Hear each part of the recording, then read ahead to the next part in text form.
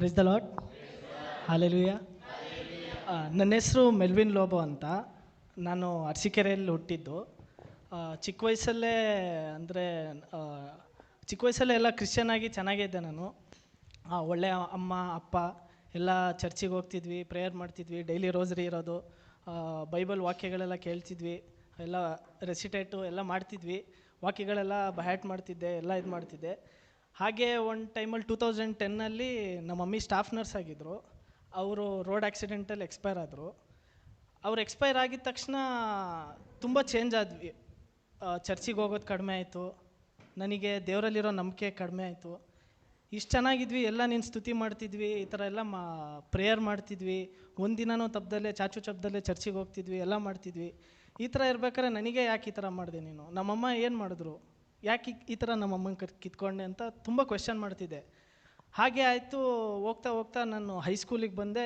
ಹೈಸ್ಕೂಲಲ್ಲಿ ಎಲ್ಲರದ್ದು turning point ಇರುತ್ತೆ. ಹೈಸ್ಕೂಲಲ್ಲಿ ಎಲ್ಲರೂ ಚೇಂಜ್ ಆಗ್ತಾರೆ, ಈ ಲೋಕದ ಸುಖ ಹುಡ್ಕೊಂಡು ಹೋಗ್ತಾರೆ. ಈಗ ತಬ್ಲಿ ನನಗೆ ಯಾರೂ ಸಪೋರ್ಟಿಗಿಲ್ಲ. ಅಪ್ಪ ಹತ್ರ ಎಷ್ಟಂತ ಹೇಳೋಕ್ಕಾಗುತ್ತೆ. ತಂಗಿ ಒಬ್ಬಳು ಇದ್ಲು, ಅವ್ಳ ತಂಗಿನೂ ಇದ್ಲು, ಅವಳನ್ನೂ ನೋಡ್ಕೊಬೇಕು. ತಂದೆ ಹತ್ರ ಅವರು ಡ್ರಿಂಕ್ಸ್ ಮಾಡೋಕ್ಕೆ ತುಂಬ ಶುರು ಮಾಡ್ಕೊಂಬಿಟ್ರು. ಅವರು ಡ್ರಿಂಕ್ಸ್ ಸಖತ್ ಮಾಡಿದ್ರು. ಲಾಸ್ಟಿಗೆ ಅವರು ನಾನು 10th ಇರ್ಬೇಕಾದ್ರೆ ಎಕ್ಸ್ಪೈರ್ ಆದರು. ಹೀಗೆ ಹೋಗ್ತಾ ಹೋಗ್ತಾ ತುಂಬ ಈ ಲೌಕಿಕ ಸುಖಗಳು, ಈ ಲೌಕಿಕ ಅಡಿಕ್ಷನ್ಗಳು, ಅದಕ್ಕೆಲ್ಲ ತುಂಬ ಒಳಗಾದೆ ನಾನು. ಹೋಗ್ತಾ ಹೋಗ್ತಾ ನಾನು 8th ಸ್ಟ್ಯಾಂಡರ್ಡಲ್ಲೇ ಸಿಗರೇಟ್ ಸೇದೋಕ್ಕೆ ಶುರು ಮಾಡಿದೆ. ಡೈಲಿ ನಿಯರ್ಲಿ ಒಂದು 2 ಪ್ಯಾಕ್ 3 ಪ್ಯಾಕ್ ಅಷ್ಟು ಇದು ಮಾಡ್ತಿದ್ದೆ ಅವಾಗ. ಅಂದರೆ ಆ ಮಮ್ಮಿದು ಪೆನ್ಷನ್ ಬರೋದು ಅಮೌಂಟೆಲ್ಲ ನನ್ನ ಹತ್ರನೇ ಇರೋದು. ವಿತ್ಡ್ರಾ ಮಾಡಿಬಿಟ್ಟು ಡ್ಯಾಡಿ ನನಗೆ ಮನೆ ನೋಡ್ಕೊತ, ಅವರು ಜಾಸ್ತಿ ಇದು ಮಾಡೋಕ್ಕೆ ಹೋಗ್ತಿರ್ಲಿಲ್ಲ, ನನಗೆ ನೋಡ್ಕೊತ ಕೊಡೋರು. ನನ್ನ ರೇಷನ್ನು ಸಾಮಾನು ಅದೆಲ್ಲ ತರ್ಬೇಕಾರೆ ನನಗೇನೇನು ಬೇಕು, ಈ ಗೇಮ್ಸ್ ಆಗಿರಲಿ, ಸೈಬರ್ ಸೆಂಟರಿಗೆ ಜಾಸ್ತಿ ಹೋಗ್ತಿದ್ದೆ ಅವಾಗ ಮೂವೀಸ್ ನೋಡೋಕ್ಕೆ. ಆಮೇಲೆ ಯಾವುದೇ ಪಿಕ್ಚರ್ ಬರಲಿ, ನಮ್ಮ ಮನೆ ಥಿಯೇಟ್ರಿಗೆ ಹತ್ರನೇ, ನಡ್ಕೊಂಡು ಹೋದ್ರೇ ಥಿಯೇಟ್ರ್ ಸಿಗುತ್ತೆ. ಯಾವುದೇ ಪಿಕ್ಚರ್ ಬರಲಿ, ಅದು ಯಾವುದೇ ಲ್ಯಾಂಗ್ವೇಜ್ ಆಗಿರಲಿ ಹೋಗ್ತಿದ್ದೆ ಫಸ್ಟ್ ಹೋಗ್ಬಿಟ್ಟು ಅಲ್ಲಿ ನೋಡ್ಕೊಂಬರ್ತಿದ್ದೆ. ಹೀಗೆ ಆಗ್ತಾ ಹೋಗ್ತಾ ಇತ್ತು. ಒಂದಿನ ಹೀಗೆ ಫ್ರೆಂಡ್ಸ್ ಜೊತೆ ಎಲ್ಲ ಸೇರಿ ಡ್ರಿಂಕ್ಸ್ ಮಾಡೋಣ ನಾವು ಅಂತ ಇದು ಮಾಡಿದ್ವಿ. ಡ್ರಿಂಕ್ಸು ಮಾಡಿದೆ. ಡ್ರಿಂಕ್ಸಲ್ಲೂ ಅಷ್ಟೇ, ಡೈಲಿ ಡ್ರಿಂಕ್ಸ್ ಇಲ್ಲ ಅಂದರೆ ನನಗೆ ನಿದ್ದೆ ಬರ್ತಿರ್ಲಿಲ್ಲ, ಆ ಥರ ಆಗ್ಬಿಡ್ತು. ಹೀಗೆ 10th ಆಯಿತು. ಅಪ್ಪ ಎಕ್ಸ್ಪೈರ್ ಆದರು ಸಡನ್ನಾಗಿ. ಅವ್ರಿಗೂ ಹಾರ್ಟ್ ಅಟ್ಯಾಕ್ ಆಯಿತು, ಅವರು ಎಕ್ಸ್ಪೈರ್ ಆದರು. ಈಗ ನನ್ನಲ್ಲಿದ್ದಿದ್ದ ದ್ವೇಷ ದೇವ್ರ ಮೇಲೆ ಇನ್ನೂ ಜಾಸ್ತಿ ಆಯಿತು. ಏನು ಮಾಡಿದೆ ನಿನಗೆ, ನಾನು ಯಾಕೆ ನನಗೆ ಈ ಥರ ಮಾಡ್ತಿದ್ದೆ ನೀನು, ಬೇರೆ ಯಾರೂ ಸಿಕ್ಕಿಲ್ವ ನಿನಗೆ, ಜಗತ್ತಲ್ಲಿ ಎಷ್ಟೋ ಕೊಳ್ಳೆ ಹೊಡೆಯೋರಿದ್ದಾರೆ, ಎಲ್ಲ ಇದ್ದಾರೆ, ನಾನು ಯಾರಿಗೆ ಕೇಡ್ ಮಾಡಿದ್ದೀನಿ, ನಾನು ನನ್ನ ಖುಷಿಗೆ ಮಾತ್ರ ನಾನು ಇದ್ದೀನಿ ತಾನೆ, ಯಾಕೆ ನನ್ನ ಈ ಥರ ಶೋಧನೆ ಮಾಡ್ತಿದ್ದೆ ನೀನು ಅಂತ ತುಂಬ ಬೈತಿದ್ದೆ. ಚರ್ಚಿಗೆ ಹೋದರೆ ನನ್ನ ಪ್ರೇಯರ್ಕಿಂತ ಜಾಸ್ತಿ ಬೈಯೋದೇ ಹೆಚ್ಚಾಗಿತ್ತು ದೇವ್ರನ್ನ. ಯಾಕೆ ಈ ಥರ ಮಾಡ್ತಿದ್ಯಾ ನೀನು ನನ್ನ ಜೊತೆ, ಯಾಕೆ ನೀನು ದೇವರೇ ಅಲ್ಲ ನೀನು. ನಾನು ಏತಿಸ್ಟ್ ಆಗಿಬಿಟ್ಟಿದ್ದೆ ಒಂದು ಟೈಮಲ್ಲಿ.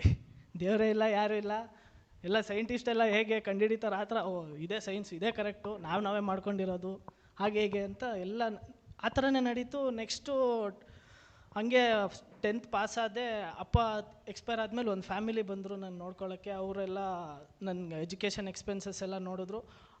ನಾನು ಅವ್ರನ್ನ ಎಷ್ಟು ದ್ವೇಷ ಮಾಡ್ತಿದ್ದೆ, ಅವ್ರು ಅಷ್ಟೇ ನನ್ನ ಹೆಲ್ಪ್ ಮಾಡ್ತಿದ್ರು, ನನ್ನ ಒಳ್ಳೆ ದಾರಿಗೆ ತರಕ್ಕೆ ತುಂಬ ಟ್ರೈ ಮಾಡಿದ್ರು. ಅವರು ಎಷ್ಟಂತ ಮಾಡ್ತಾರೆ. 2nd PU ಆಯಿತು. ಆಮೇಲೆ ನಾನು ಒಂದು ಏಜಿಗೆ ಬಂದೆ, ದುಡಿಯೋ ಏಜಿಗೆ ಬಂದೆ. ಆವಾಗ ಅವ್ರು ಕೈ ಬಿಟ್ಟರು. ಅವರು ನಿನ್ನ ಲೈಫ್ ನೀನು ನೋಡ್ಕೊಬೇಕು, ನಾವು ಯಾವಾಗಲೂ ನಿನ್ನ ಹಿಂದೆ ಇರಲ್ಲ ಅಂತ, ನೀನು ನೋಡ್ಕೊ ನಿನ್ನ ಲೈಫ್ನ ಅಂತ ಅಂದರು. ಹಾಗೆ ಆ ಫ್ಯಾಮಿಲಿ ಆಮೇಲೆ ಅವ್ರು ಬಿಟ್ಟರು ನಾನು ಹಾಸನಾಗೆ ಬಂದೆ.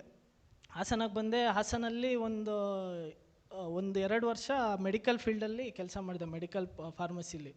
ಅಲ್ಲಿ ಫಾರ್ಮಸಿಲಿ ಕೆಲಸ ಮಾಡ್ಬೇಕಾದ್ರೆ ಡೈಲಿ ಬೆಳಿಗ್ಗೆ 6 ಗಂಟೆಗೆ ಓಪನ್ ಮಾಡಿದ್ರೆ ರಾತ್ರಿ ಒಂದೊಂದು ಟೈಮ್ ರಾತ್ರಿ 1 ಗಂಟೆ ಆಗೋದು, ಇಲ್ಲ 12 ಗಂಟೆ ಆಗಿಬಿಡೋದು, ಎಲ್ಲ ಲೆಕ್ಕ ಎಲ್ಲ ನೋಡಿ ಎಲ್ಲ ಇದು ಮಾಡೋಷ್ಟರಲ್ಲಿ. ಅವಾಗ ನನಗೆ ಸ್ಲೀಪಿಂಗ್ ಪ್ರಾಬ್ಲಮ್ ಬಂತು. ಸ್ಲೀಪಿಂಗ್ ಕರೆಕ್ಟಾಗಿ ನಿದ್ದೆ ಮಾಡ್ತಿಲ್ಲ. ಬೆಳಿಗ್ಗೆ ಬೇಗ 5 ಗಂಟೆಗೆ ಹೋಗಿ ಅಂಗಡಿ ಓಪನ್ ಮಾಡಬೇಕಾಗಿತ್ತು. ಆ ಥರ ಆದಾಗ ಸ್ಲೀಪಿಂಗ್ ಡಿಸಾರ್ಡರ್ ಶುರು ಆಯಿತು ನನಗೆ. ಹೇಗೆ ಇದಾಯ್ತು ಅಂದರೆ, ಮಾತ್ರೆ ತೊಗೊಳ್ಳೋಷ್ಟು ಇದಾಯ್ತು ನನಗೆ. ಡೈಲಿ ಸ್ಲೀಪಿಂಗ್ ಟ್ಯಾಬ್ಲೆಟ್ಸ್ ತೊಗೊಳ್ಳೋ ರೇಂಜಿಗೆ ಹೋದೆ ನಾನು. ಡಿಪ್ರೆಷನ್ನು, ಆ್ಯಂಗ್ಸೈಟಿ, ಯಾರೂ ಇಲ್ಲ, ಕಷ್ಟ ಸುಖ ಶೇರ್ ಮಾಡೋಕ್ಕೂ ಯಾರೂ ಇಲ್ಲ ನನ್ನ ಜೊತೆ. ಆ ಥರ ಇರ್ಬೇಕಾದ್ರೆ ತುಂಬ ಲೋನ್ಲಿನೆಸ್ ಫೀಲ್ ಆಯಿತು. ಸಖತ್ ಲೋನ್ಲಿ ಆದೆ ನಾನು. ಡಿಪ್ರೆಷನಿಗೆ ಹೋದೆ. ಒಂದಿನ ಏನಾಯಿತು, ಹೀಗೆ ಕಂಟಿನ್ಯೂಸ್ ಆಗಿ ರಜಾ ತೊಗೊಂಡಲ್ಲೇ 1 ವೀಕ್ ಫುಲ್ಲು ಕೆಲಸ ಮಾಡಿದೆ. ಒಂದು ದಿವಸ ಒಂದು ಥಾಟ್ ಬಂದ್ಬಿಡ್ತು, ಯಾಕೆ ಬೇಕು ಈ ಜೀವನ, ಯಾರಿಗೋಸ್ಕರ ಬೇಕು, ಹಿಂದೆ ಮುಂದೆ ಯಾರೂ ಇಲ್ಲ, ಕೇಳೋರು ಯಾರೂ ಇಲ್ಲ, ಅನಾಥ ನನಗೆ ಯಾರು ಇದು ಮಾಡ್ತಾರೆ, ಯಾರಿಗೋಸ್ಕರ ಬದುಕಬೇಕು ನಾನು. ಆ ಟೈಮಲ್ಲಿ ಸೆಕೆಂಡ್ ಪಿ ಯುಲ್ಲೇ ನನಗೊಂದು ಲವ್ ಸ್ಟೋರಿ ಆಗಿತ್ತು. ಅವಳ ಜೊತೆ ಒಂದು 3 ಇಯರ್ಸ್ 4 ಇಯರ್ಸ್ ರಿಲೇಷನ್ಶಿಪ್ ಇತ್ತು, ಚೆನ್ನಾಗಿದ್ವಿ, ಚೆನ್ನಾಗಿ ಮಾತಾಡ್ಕೊಂಡಿದ್ವಿ. ಅವಳು ಅದೇ ಟೈಮಲ್ಲಿ ಅವ್ರ ಮನೇಲಿ ಗೊತ್ತಾಯಿತು, ಅಂದರೆ ಬೇರೆ ರಿಲಿಜನ್, ಬೇರೆ ಕ್ಯಾಸ್ಟ್ ಅವರು. ಆ ಕ್ಯಾಸ್ಟ್ ಇರೋದ್ರಿಂದ ಅವಳು ರಿಜೆಕ್ಟ್ ಮಾಡಿದ್ರು, ಇಲ್ಲ ಬೇಡ ನಾವು ಇನ್ನು ಕಂಟಿನ್ಯೂ ಮಾಡೋಕ್ಕಾಗಲ್ಲ ಅಂತ ಅವಳು ಬಿಟ್ಲು. ಆ ನೋವು ಜಾಸ್ತಿ ಇತ್ತು. ಆಮೇಲೆ ಮನೆ ಕಡೆ ಯಾರು ಇಲ್ಲ, ತಂಗಿನೂ ಸರಿಯಾಗಿ ಮಾತಾಡಿಸ್ತಿರ್ಲಿಲ್ಲ ಯಾರು. ಫ್ಯಾಮಿಲಿ ರಿಲೇಟಿವ್ಸ್ ಅಂತೂ ನನ್ನ ಮೂಲೆ ಗುಂಪು ಮಾಡಿಬಿಟ್ಟಿದ್ರು, ನೀನು ಬೇಡ ನೀನು. ನಮ್ಮಪ್ಪ ಒಂದು ಟೈಮಲ್ಲಿ ನನಗೆ ಹೇಳಿದರು, ನೀನು ಎಲ್ಲಾರ ಈ ಥರ ಆಗ್ತೀಯ ಅಂತ ಗೊತ್ತಾಗಿದ್ದರೆ ನಿನ್ನ ಚಿಕ್ಕ ವಯಸ್ಸಲ್ಲೇ ನಾನು ಗೊತ್ತಾಗ್ಬಿಡ್ತಿದ್ದೆ, ವಿಷ ಆಗ್ಬಿಟ್ಟು ಅಂತಂದಿದ್ರು. ಆ ಥರ ಹೇಳಿದರು ಮಾತು, ಸ್ವಂತ ತಂದೆನೇ ನನಗೆ. ಅಷ್ಟು ಹೀನ ಸ್ಥಿತಿಯಾಗಿದ್ದೆ ನಾನು, ಅಷ್ಟು ಹೀನ. ಈ ಗಾರ್ಬೇಜ್ ಇದೆಯಲ್ಲ, ಕೊಳಚೆ ಅಂತ ಜೀವನ ಆಗಿತ್ತು ನಂದು. ಜನನೂ ಅಷ್ಟೇ, ಪ್ಯಾರಿಸಲ್ಲೂ ಅಷ್ಟೇ ಹೋಗಿದಾಗ, ಅಯ್ಯೋ ಇವ್ನು ಯಾಕೆ ಬಂದ, ಅಯ್ಯೋ ನೀನು ಇನ್ನೂ ಹಂಗೆ ಇದೆಯಾ. ಜನ ಬಂದು ಕೇಳೋರು ನನಗೆ, ನೀನು ತಿಂಡಿ ಮಾಡೋದು ಊಟ ಮಾಡೋದಂತ ಏನೂ ಕೇಳ್ತಿರ್ಲಿಲ್ಲ, ಇನ್ನೂ ಹಂಗೆ ಇದೆಯಾ, ಇನ್ನೂ ಹಂಗೆ ಮಾಡ್ತಿದ್ಯಾ, ನಿನ್ಗಿನ್ನೂ ಬುದ್ಧಿ ಬರೋಲ್ಲ, ನೀನು ಹಿಂಗೆ ಸಾಯ್ತೀಯ ನೀನು, ಹಂಗೆ ಎಲ್ಲ ಶಪಿಸೋರೇ ಜಾಸ್ತಿ ಆದರು ನನಗೆ. ಹೀಗೆ ಆಯಿತು. ಒಂದಿನ ಏನಾದೆ, ಬೇಡ ಜೀವನ ಸಾಕು, ಬೇಡ ಇನ್ಯಾನಿಗೆ ಬದುಕಬೇಕು ನಾನು ಅಂತ ಏನು ಮಾಡಿದೆ, ಟ್ಯಾಬ್ಲೆಟ್ಸು ನಿದ್ದೆ ಮಾತ್ರ ನಾನು ಡೈಲಿ ಒಂದೊಂದು ತೊಗೊಳ್ತಿದ್ನಲ್ಲ, ಬೇಡ ಒಂದೇ ಸತಿ ಹೋಗ್ಬಿಡೋಣ, ಯಾಕೆ ಬೇಕು ಜೀವನ ಅಂತ ಒಂದೇ ಸತಿ ಒಂದು 6-7 ಮಾತ್ರೆ ನುಂಗ್ಬಿಟ್ಟೆ. ನುಂಗ್ದೆ ಒಂದಿನ ಫುಲ್ಲು ಜ್ಞಾನನೇ ಇಲ್ಲ. ಹಾಸ್ಪಿಟ್ಲಿಗೆ ಕರ್ಕೊಂಡೋಗಿದ್ದಾರೆ ನಮ್ಮ ಮೆಡಿಕಲ್ಸ್ ಅವರು, ಹಾಸ್ಪಿಟಲ್ಸಿಗೆ ಕರ್ಕೊಂಡೋಗಿ ಅವರೆಲ್ಲ ಸ್ವಲ್ಪ ಟ್ರೀಟ್ಮೆಂಟ್ ಮಾಡಿ ಆಮೇಲೆ ಬಂದರು. ಅವ್ರು ಬಂದು ಯಾಕೆ ಹಿಂಗೆ ಮಾಡೋಕ್ಕೆ ಹೋದೆ ಅಂತ ಕೇಳಿದ್ರು. ಇಲ್ಲ ಏನಕ್ಕೆ ಜೀವನ ಬೇಕು ಅಪ್ಪ, ನೀನು ಎಲ್ಲಿ ಬೇಕಾರೆ ಹೋಗಿ ಸಾಯಿ, ನನ್ನ ಅಂಗಡಿಲಿ ಬೇಕು ಮಾತ್ರ ಸಾಯ್ಬೇಡ ನೀನು ಅಂತ ಅವ್ರ ಅಂಗಡಿಯಿಂದ ತೆಗ್ದಾಕ್ಬಿಟ್ಟಿದ್ರು. ತೆಗೆದಾಕಿದ್ರು. ಆಮೇಲೆ ಇನ್ನೊಂದು ಕಂಪ್ನಿಗೆ ಜಾಯ್ನ್ ಆದೆ, ಎಕ್ಸ್ಪೀರಿಯೆನ್ಸ್ ಆಗಿತ್ತು, ಕಂಪ್ನಿಗೆ ಜಾಯ್ನ್ ಆದೆ. ಅಲ್ಲೂ ಅಷ್ಟೇ, ಅಲ್ಲಿ ಏನಾಯ್ತು ಅಂದರೆ ಸ್ಯಾಲ್ರಿ ಕಡಿಮೆ ಆಗಿತ್ತು ನನಗೆ, ಸ್ಯಾಲ್ರಿ ಜಾಸ್ತಿ ಮಾಡಬೇಕು ಅಂತ ಅಲ್ಲೂ ಅಷ್ಟೇ ಡೈಲಿ ಕೆಲಸ ಜಾಸ್ತಿ ಇರೋದು ಎಲ್ಲ ಮಾಡ್ತಿದ್ದೆ. ಹಾಗೆ ಹಾಸನಲ್ಲಿ ಇರ್ಬೇಕಾದ್ರೆ ಒಂದು ಸತಿನೂ ಚರ್ಚು ಹತ್ರನೇ, ಚರ್ಚಿಗೆ ಹೋಗ್ತಿರ್ಲಿಲ್ಲ ನಾನು. ಹೋದ್ರೂ ಅಷ್ಟೇ ರೋಡಲ್ಲಿ ಈ ಕಡೆ ಹೊಡೆದ್ರೆ ಹಿಂಗೆ ಉಗ್ದೋಗ್ತಿದ್ದೆ ನಾನು ಚರ್ಚ್ ಮುಂದೆ, ನೀನೆಲ್ಲ ದೇವ್ರ ಅಂತ ನಾನು ಉಗ್ದೋಗ್ತಿದ್ದೆ. ಅಷ್ಟು ಬೇಡ ಅಂತ ಆಗ್ಬಿಟ್ಟಿದೆ ನಾನು. ಹಾಗೆ ಆಯಿತು. ಒಂದಿನ ಏನಾಯಿತು, ಈ ಕಡೆ ಇಲ್ಲೂ ಅಷ್ಟೇ ಸ್ವಲ್ಪ ಕದಿಯೋಕ್ಕೆಲ್ಲ ಶುರು ಮಾಡಿದ್ದೆ ನಾನು. ಎಲ್ಲಿ ಈ ಹೊಸ ಕಂಪ್ನಿಲಿ ಜಾಯ್ನ್ ಆದಾಗ ಸ್ಟಾರ್ಟಿಂಗ್ ಕದಿಯೋಕ್ಕೆಲ್ಲ ಶುರು ಮಾಡಿದ್ದೆ. ಆಮೇಲೆ ಅವ್ರ ಹತ್ರ ಒಂದು 3-4 ಸತಿ ಸಿಗಾಕೊಂಡೆ. ಅವರು ಈ ಒಂದು 2-3 ಸತಿ ಬೈದರು. ಆಮೇಲೆ ಹೇಳಿದ್ರು, ನೋಡಪ್ಪ ನಿನ್ನ ನೋಡಿದ್ರೆ ನಂಗೆ ತುಂಬ ಪಾಪ ಅನಿಸುತ್ತೆ, ಆದರೆ ನೀನು ಹಿಂಗೆ ಮಾಡ್ತೀಯಲ್ಲ ಅದು ಸರಿನಾ, ಕೇಳ್ಬಿಟ್ಟು ತಗೋ ಅಂತ ಅವರೇ ಇದು ಮಾಡೋರು. ಅವರು ಎಲ್ಲ ನನಗೆ ಸಿಕ್ಕೋರೆಲ್ಲ ಒಳ್ಳೆಯವರೇ, ಎಲ್ಲ ಚೆನ್ನಾಗಿ ನಂಗೆ ತುಂಬ ಚೇಂಜ್ ಮಾಡೋಕ್ಕೆ ತುಂಬ ಟ್ರೈ ಮಾಡಿದ್ರು, ಆದರೆ ನಾನು ಚೇಂಜ್ ಆಗಲಿಲ್ಲ. ಹೀಗೆ ಆಯಿತು. ಒಂದಿನ ಏನಾಯಿತು, ಈ ವರ್ಷವೇ ಇದು ವಿಭೂತಿ ಬುಧವಾರ ಬಂತು. ಸರಿ ಇಷ್ಟು ವರ್ಷ ಆಯ್ತಲ್ಲ ಹೋಗ್ದಲ್ಲ, ನಿಯರ್ಲಿ ಒಂದು 5 to 6 ಇಯರ್ಸ್ ಆಗಿತ್ತು ನಾನು ಕರೆಕ್ಟಾಗಿ ಚರ್ಚಿಗೆ ಮಾಸ್ ಅಟೆಂಡ್ ಆದ್ರೂ ಆಚೆ ಕೂತ್ಕೊಂಡ್ಬಿಡ್ತಿದ್ದೆ.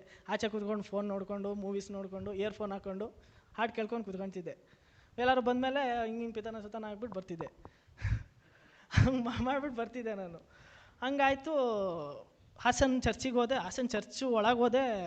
ಅವಾಗಂದರೆ ನನಗೆ ಈಗ ಎಲ್ಲಿ ಕೂತ್ಕೊಬೇಕು, ಎಲ್ಲಿ ಮಂಡಿ ಹಾಕಬೇಕು ಅದೆಲ್ಲನೇ ಮರ್ತೋಗ್ಬಿಟ್ಟಿತ್ತು ನನಗೆ. ಆ ಥರ ಮರ್ತೋಗಿದೆ ನಾನು. ಮುಗೀತಲ್ಲಿ ಹೋದೆ. ಅಲ್ಲಿ ವಿಭೂತಿ ಹಾಕ್ಕೊಂಡೆ. ನಂದೇನು ಪ್ಲ್ಯಾನ್ ಇತ್ತು, ವಿಭೂತಿ ಹಾಕ್ಕೊಳ್ಳೋಣ, ವಾಪಸ್ ಬಂದ್ಬಿಡೋಣ, ಆಮೇಲೆ ಈಸ್ಟರಿಗೆ ಒಂದಿನ ಒಂದು ವಿಸಿಟ್ ಆಗ್ಬಿಟ್ಟು ಬರೋಣ ಅಂತ ಇತ್ತು ನನ್ನ ಪ್ಲ್ಯಾನು. ಹೋದೆ ನಾನು. ಸಡನ್ನಾಗಿ ಅಲ್ಲಿ ಏನಾಯಿತು ನಂಗೆ ಗೊತ್ತಿಲ್ಲ. ಒಂದು ಕಡೆ ಅಲ್ಲೇ ಕೂತ್ಕೋ, ಪ್ರಬೋಧನೆ ಕೇಳು, ಫಾದರ್ ಪ್ರಬೋಧನೆ ಕೇಳು ಅವ್ರು ಹೇಳೋದು ಕೇಳು. ಅದರಲ್ಲಿ ಅವ್ರು ಒಂದು ಮಾತು ಹೇಳ್ತಾರೆ ಫಾದರು, ಆ ಗಾಯಗಳು ನಿನ್ನಿಂದನೇ ಬಿದ್ದಿದ್ದಾವೆ ಅಂತ ಹೇಳ್ತಾರೆ ಆ ಪ್ರಬೋಧನೆಯಲ್ಲಿ. ಈ ಗಾಯಗಳು ನಿನಗಾಗಿ ಅಂತ ಹೇಳ್ತಾರೆ. ಅದು ಒಂದು ಕಡೆ ನನಗೆ ಸ್ವಲ್ಪ ಟಚ್ ಆದಂಗೆ ಆಯಿತು. ಆಮೇಲೆ ಮಾಮೂಲಿ ಹೇಳ್ತಾರೆ ಅವರು, ಎಲ್ಲ ಎಷ್ಟು ಸತಿ ಕೇಳಿಲ್ಲ, ಎಷ್ಟು ಸಾವಿರ ಪ್ರಬೋಧನೆ ಕೇಳಿಲ್ಲ ನಾನು ಅಂತ ಸುಮ್ಮನಾಗಿ ಬಂದೆ ನಾನು. ನೆಕ್ಸ್ಟ್ ದಿನ ಕರೆಕ್ಟಾಗಿ ನೀವು ನಂಬ್ತಿರೋ ಬಿಡ್ತಿರೋ, ನಾನು ಎದ್ದೊಳೋದೆ, ನಮ್ಮ ಡ್ಯೂಟಿ ಇರೋ 10 o'clock, ನಾನು 9 o'clock ಎದ್ದೊಳ್ತಿದ್ದೆ ಡೈಲಿ. ಅವತ್ತು 5 ಗಂಟೆಗೆ ಬೆಳಿಗ್ಗೆ ಎಚ್ಚರ ಆಯ್ತು ನನಗೆ, ಹೋಗು ಶಿಲ್ಬೆ ಆದಿ ಅಟೆಂಡ್ ಮಾಡು ಅನ್ನೋದು. ಹೋದೆ 5 ಗಂಟೆಗೆ, ಶಿಲ್ಬೆ ಆದಿ ಅಟೆಂಡ್ ಮಾಡ್ತಿದ್ದೆ, ಡೈಲಿ ಹೋಗ್ತಿದ್ದೆ. ಅಲ್ಲಿರೋರೆಲ್ಲ ನನ್ನ ವೇಷ ಹೆಂಗಿತ್ತಂದರೆ, ಇಲ್ಲೆಲ್ಲ ಫುಲ್ಲು ಇಲ್ಲಿಂದ ಇಲ್ಲಿ ತನಕ ಓಲೆ, ಒಂದು ದೊಡ್ಡ ಸರ, ಇಲ್ಲಿ ಕೈ ಫುಲ್ ಬ್ಯಾಂಡು, ಕಿತ್ತೋಗಿರೋ ಪ್ಯಾಂಟು, ಶರ್ಟು ಎಲ್ಲ ಹಾಕೊಂಡು ಸ್ಟೈಲ್ ಮಾಡ್ಕೊಂಡು ಹೋಗ್ತಿದ್ದೆ. ಇವನು ಕ್ರಿಶ್ಚಿಯನ ಅಂತಲೇ ಅಂದ್ಕೊಂಡ್ಬಿಟ್ಟಿದ್ರು ಸ್ಟಾರ್ಟಿಂಗ್ ನಮ್ಮ ಪ್ಯಾರಿಸಲ್ಲಿ, ಹಾಸನಲ್ಲಿ. ಹಾಗೆ ಆಯಿತು. ಹೋದೆ. ಆಮೇಲೆ ಅಲ್ಲಿ ಶಿಲುಬೆ ಹಾದಿ ಮಾಡ್ಬೇಕಾದ್ರೆ ನನಗೆ ಏನೋ ಒಂಥರ ಅನುಭವ ಆಗೋದು ಒಳಗೆ. ಈ ಥರ ಇದು ನಿಜ ನಿಜ ಆಗಿದ್ರು ಅವ್ರು ಹೇಗೆ ಸಂಭಾಳಿಸ್ಕೊತಿದ್ರು, ಹೇಗೆ ಇದಾಗ್ತಿತ್ತು ಅವರಿಗೆ ಅಂತ ಒಂಥರ ಒಂದು ಕಡೆ ಒಂದು ಸ್ವಲ್ಪ ಫೀಲ್ ಆಗೋದು ನನಗೆ. ಆಮೇಲೆ ಅಲ್ಲೇ ಸ್ವಲ್ಪ ಬೈಬಲ್, ಅಲ್ಲಿ ಚಾಪೆಲಲ್ಲಿ ಬೈಬಲ್ ಇರೋದು. ಅವಾಗ ಏನು ಮಾಡಿದೆ, ಫ್ರೀ ಅಂದರೆ 10 o'clock ಅಲ್ವ ಶುರು, ಅಲ್ಲೇ ಹೋಗಿ ಸ್ವಲ್ಪ ಒಂದೊಂದು 2-3 ಏನೋ ಪ್ಯಾರ ಸ್ವಲ್ಪ ಓದ್ತಿದ್ದೆ ನಾನು. ಅರ್ಥ ಆಗ್ತಿದ್ದಿಲ್ಲ, ಏನೂ ಆಗ್ತಿದ್ದಿಲ್ಲ. ಅದೇ ಟೈಮಿಗೆ ಸೌಖ್ಯೋತ್ಸವ ಅಂತ ಒಂದು ಪ್ರೋಗ್ರಾಮ್ ಆಯ್ತು ಹಾಸನ ಚರ್ಚಲ್ಲಿ. ಅವಾಗಾದಾಗ ಆ್ಯಕ್ಚುಲಿ ಅವಾಗ ನನಗೆ ಗೋವಾ ಟ್ರಿಪ್ ಇತ್ತು ಫ್ರೆಂಡ್ಸ್ ಜೊತೆ. ಆ ಟೈಮಲ್ಲಿ ಬ್ಯಾಗೆಲ್ಲ ಪ್ಯಾಕ್ ಮಾಡಿದ್ದೆ ನಾನು, ಧ್ಯಾನಕೂಟಕ್ಕೆ ಯಾರು ಹೋಗ್ತಾರೆ ಹೋಗೋಣ ಅಂತ. ಅವತ್ತು ಏನಾಯಿತು ಗೊತ್ತಿಲ್ಲ ಪ್ರಿಯರೇ, ಸಡನ್ನಾಗಿ ಬೇಡ, ನನ್ನ ಫ್ರೆಂಡ್ಸಿಗೆ ಫೋನ್ ಮಾಡಿದೆ, ನಾನು ಬರೋಲ್ಲ, ನೀವು ಹೋಗ್ರಿ ಗೋವಾ ಇನ್ನೊಂದು ಸತಿ ನೋಡೋಣ. ನಾನು ಒಂದು ಸತಿನೂ ಗೋವಾ ನೋಡಿರಲಿಲ್ಲ, ಅವತ್ತು ಹೋಗೋಣ ಅಂತಲೇ ಎಲ್ಲ ಪ್ಲ್ಯಾನ್ ಮಾಡಿ ಪ್ಯಾಕ್ ಮಾಡಿ ರೆಡಿ ಆಗ್ತಿದ್ದೆ. ಇಲ್ಲ ನೀವು ಹೋಗಿ, ನಾನು ಬರ್ತೀನಿ, ನನಗೆ ಧ್ಯಾನಕೂಟ ಇದೆ. ಧ್ಯಾನಕೂಟಕ್ಕೆ ಹೋಗ್ತಿದ್ಯಾ ನೀನಾ? ನನ್ನ ಫ್ರೆಂಡ್ಸು, ನೀನು ಧ್ಯಾನಕೂಟಕ್ಕೆ ಹೋಗ್ತಿದ್ಯಾ? ಏನು ಇಷ್ಟು ಚೇಂಜ್ ಆಗಿಬಿಟ್ಟಿದ್ಯಾ?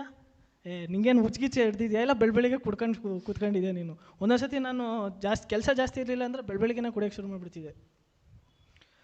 ಆ ಥರ ಅವ್ರು ಕೇಳಿದಾಗ ನಾನೇನು ಮಾಡಿದೆ, ನೆಕ್ಸ್ಟು ಹೋದೆ, ಧ್ಯಾನಕೂಟಕ್ಕೆ ಹೋದೆ. ಅದೇ ವೇಷದಲ್ಲಿ ಹೋದೆ. ಸ್ಟಾರ್ಟಿಂಗ್ ನೋಡಿದೆ, ಅಲ್ಲಿ ಎಲ್ಲ ಇದು ಮಾಡ್ತಿದ್ರು, ಎಲ್ಲ ಒಂದೊಂದು ಟಾಕು, ಒಂದೊಂದು ಇದು ಸ್ಟ್ರೈಕಾಗಿ ಇಲ್ಲೇ ಆಗ್ತಿತ್ತು. ಈ ಥರ ಆಯಿತು. ಆಮೇಲೆ ಇಲ್ಲ, ನಾನು ಏನಾರ ಮಾಡಲೇಬೇಕು ಅಂತ ನಾನೇನು ಮಾಡಿದೆ, ಅವತ್ತು ಕೌನ್ಸಿಲಿಂಗಿಗೆ ಹೋದೆ. ಬ್ರದರ್ ಸ್ಟೀಫನ್ ಇದ್ದರು ಅವಾಗ, ಅವ್ರ ಹತ್ರ ಕೌನ್ಸಿಲಿಂಗಿಗೆ ಹೋದೆ. ಜಸ್ಟ್ ಏನಿಲ್ಲ, ಬರೀ ಒಂದು 5 minutes ಇತ್ತು ನಮ್ಮ ಹತ್ರ. ಪ್ರೇಯರ್ ಮಾಡಿದ್ರು ಅವರು. ನಾನು ಹೇಳ್ದೆ ಅವರಿಗೆ, ಹಿಂಗೆ ನನಗೆ ಕಣ್ಣು ಮುಚ್ಚಿದ್ರೆ ಸಾಕು, ನನಗೆ ನಮ್ಮಮ್ಮ ಅವ್ರದ್ದೆಲ್ಲ ಒಂದು ಟ್ರ್ಯಾಜಡಿ ಎಲ್ಲ ನನಗೆ ಕಣ್ಮುಂದೆ ಬಂದಂಗೆ ಆಗುತ್ತೆ, ಕರೆಕ್ಟಾಗಿ ನನಗೆ ಇದಾಗಲ್ಲ, ಕೈಯೆಲ್ಲ ನಡುಗುತ್ತೆ, ಆ್ಯಂಗ್ಸೈಟಿ ಆಗುತ್ತೆ, ಡಿಪ್ರೆಷನ್ ಆಗುತ್ತೆ ಅಂತ ಅಂದೆ. ಅವರು ಎಲ್ಲರೂ ನನಗೆ ಇದು ಮಾಡ್ತಾರೆ ಅಂತ ಎಲ್ಲ ಹೇಳ್ದೆ ಅವರಿಗೆ ಒಂದು 5 minutesಲ್ಲಿ. ಅವರು ಲಾಸ್ಟಿಗೆ ಏನು ಅಂದಿಲ್ಲ, ನೀನು ಮುಲ್ಕಿಗೆ ಬಂದುಬಿಡು, ನೀನು ಮತ್ತು ಇನ್ನೊಬ್ಬರು ನಮ್ಮ ಅಂತೋಣಿ ಅಂತ ಇನ್ನೊಬ್ಬರು, ಅವ್ರ ಜೊತೆ ನೀನು ಬಂದುಬಿಡು ನೀನು ಮುಲ್ಕಿಗೆ, ಅಲ್ಲಿ ನಿನಗೆ ಇನ್ನೂ ಇದಾಗುತ್ತೆ, ಚೆನ್ನಾಗಿ ಸ್ಪಿರಿಚುವಲಿ ಗ್ರೋತ್ ಆಗ್ತೀಯ ನೀನು ಅಂತ ಅವ್ರು ಒಂದು ವಾಕ್ಯ ಕೊಟ್ಟರು. ಅವರು ಕೀರ್ತನೆಗಾರ 3ನೇ ಅಧ್ಯಾಯ 3ನೇ ವಾಕ್ಯ ಕೊಟ್ಟರು. ನೀನಾದರೂ ಪ್ರಭು ನನಗೆ ರಕ್ಷೆ, ವಿಜಯದಾತ, ನಾನು ತಲೆ ಎತ್ತಿ ನಡೆಯುವಂತೆ ಮಾಡುವಾತ ಅಂತ ಹೇಳಿದ್ರು ಅವರು. ಈ ವಾಕ್ಯ ಕೊಟ್ಟರು ಅವರು. ಈ ವಾಕ್ಯ ಕೊಟ್ಟಾಗ ಅದು ಹೇಗೆ ನನ್ನಲ್ಲಿ ಮೂಡಿತು ಅಂದರೆ, ಆವಾಗಲೇ ಮುಲ್ಕಿ ಬಗ್ಗೆ ಎಲ್ಲ ಯೋಚನೆ ಮಾಡೋದು. ಮುಲ್ಕಿಲಿ ನಾನು ಇದು ಆನ್ಲೈನಲ್ಲಿ ಅವರು ಹೇಳಿದ್ರು, ರೋಮನ್ಸಿಂದಿದೆ, ಆಮೇಲೆ ಟಾಕ್ಸಿಂದೆಲ್ಲ, ಹಳೆ ಟಾಕ್ಸಿಂದೆಲ್ಲ ಇದೆ, ಅದೆಲ್ಲ ಕೇಳಿ ನೀನು ಅಂತ ಅಂದರು. ನಾನು ಡೈಲಿ ಒಂದೊಂದು ವೀಡಿಯೋ ನೋಡ್ತಾ ಇದ್ದೆ. ಇದೇನು ಈ ಥರನೂ ಇದೆಯಾ? ನಾವು ಯೋಚನೆ ಮಾಡ್ತಿದ್ದಿದ್ದು ಒಂದು ರೀತಿಲಿ ಅಂದರೆ, ಅವರು ಟಾಕ್ ಹೇಳ್ಬೇಕಾರೆ ಈ ಥರನೂ ಎಲ್ಲ ಇದೆಯಾ, ಈ ಆ್ಯಂಗಲಲ್ಲೂ ಎಲ್ಲ ಇದೆಯಾ ಅಂತ ನನಗೆ ಒಳಗೇನೆ ಒಂಥರ ಹುಮ್ಮಸ್ ಜಾಸ್ತಿ ಆಗ್ತಿತ್ತು. ಹಾಗೆ ಆಯಿತು, ಇಬ್ಬರು ನಾವು ಮುಲ್ಕಿಗೆ ಹೋದ್ವಿ.